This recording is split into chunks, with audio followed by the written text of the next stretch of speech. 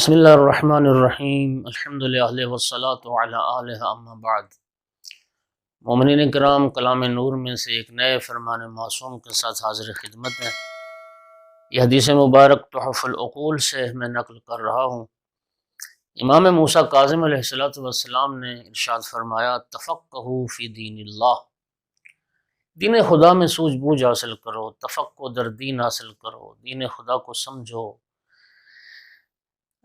گہری بصیرت، گہرا فہم حاصل کرو دین کے بارے۔ فَإِنَّ الْفِقْهَ مِفْتَاحُ الْبَصِیرَہ، اس لیے کہ یہ جو فہم دین ہے، یہ تفقہ در دین ہے، یہ بصیرت کی چابی ہے، بصیرت کی کنجی ہے۔ اور تمام العبادت، اللہ اکبر فرمایا، اور تمام عبادت وہ تفقہ در دین ہے۔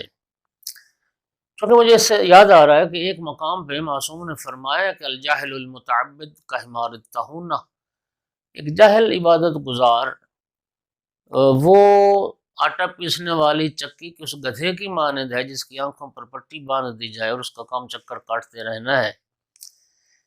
فرمایا کہ تمام عبادت یہ تفقہ در دین ہے۔ والسبب الی المنازل الرفیعہ والرتب الجلیلہ، اور فرمایا کہ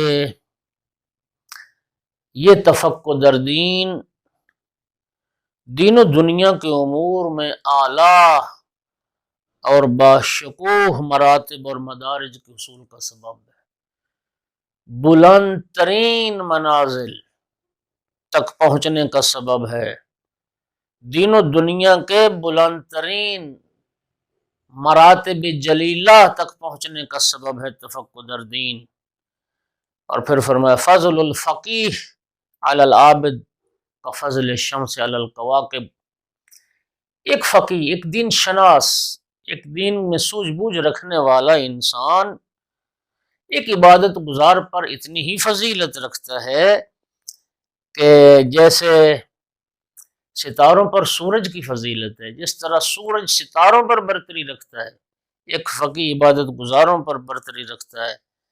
وَمَن لَّمْ يَتَفَقَّهْ فِي دِينِهِ لَمْ يَرْضَ اللَّهُ لَهُ عَمَلًا، اور فرمایا کہ جو شخص دین میں فہم، دین میں سوجھ بوجھ حاصل نہیں کرتا، جو تفقہ در دین نہیں کرتا، اللہ تعالیٰ اس کے کسی عمل سے راضی نہیں ہوتا۔ خداوند عالم ہمیں اور ہماری نسلوں کو دین شناس بنائے۔ اللہ تعالیٰ تفقہ در دین کی سعادت توفیق ہمیں نصیب فرمائے۔ وآخر دعوانا الحمد للہ رب العالمین۔